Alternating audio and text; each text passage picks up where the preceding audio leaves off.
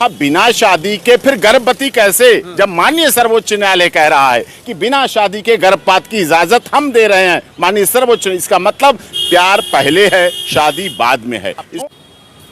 छोटू यादव के साथ ऐसा हुआ, मार दिया गया, काट दिया गया बिल्कुल घर पे।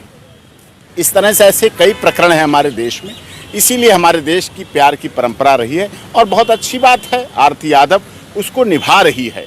आरती यादव उस त्याग बलिदान को जो उसने प्यार किया, जो दोनों ने प्यार किया, प्यार कभी एक पक्ष नहीं छोड़ देते हैं, सब चली जाती है लड़कियां। लड़की किसी राजा के अपने घर में नहीं बैठी रही महाराज। अररिया में आरती यादव और छोटू यादव की मोहब्बत के परिणाम से पूरा देश विचलित है। अब ये जानना चाहता है कि इस मोहब्बत का अंजाम, छोटू की हत्या तो हुई है, अब आरती यादव की नियति क्या होगी।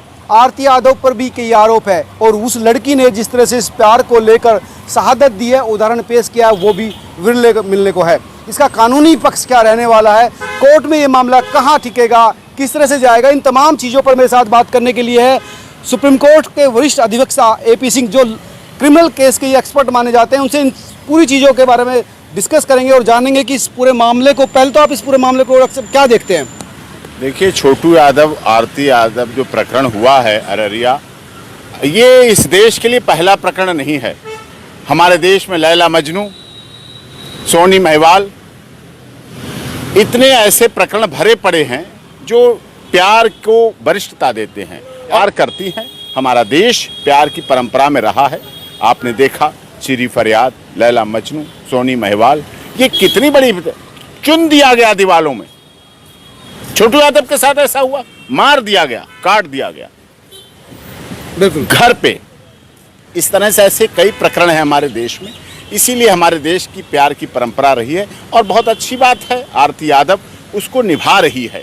आरती यादव उस त्याग बलिदान को जो उसने प्यार किया, जो दोनों ने प्यार किया, प्यार कभी एक पक्षी नहीं होता है और इसीलिए अगर प्यार एक पक्षी होता तो अभी आपने देखा देश की सबसे बड़ी अदालत माननीय सर्वोच्च न्यायालय ने शादी, बिना शादी के भी गर्भपात की इजाज़त दी। इसका मतलब प्यार का परिणाम था गर्भ होना, प्यार का परिणाम था बिना शादी के, अनवेडेड, बिना मैरिज के शादी का गर्भपात के जब इशू आया, लीगल इशू था, क्वेश्चन ऑफ लॉ था कि गर्भपात क्या होना चाहिए।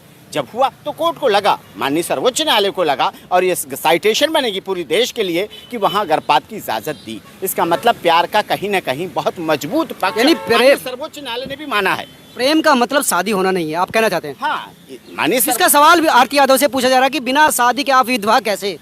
अब बिना शादी के फिर गर्भवती कैसे, जब माननीय सर्वोच्च न्यायालय कह रहा है कि बिना शादी के गर्भपात की इजाजत हम दे रहे हैं माननीय सर्वोच्च, इसका मतलब प्यार पहले है शादी बाद।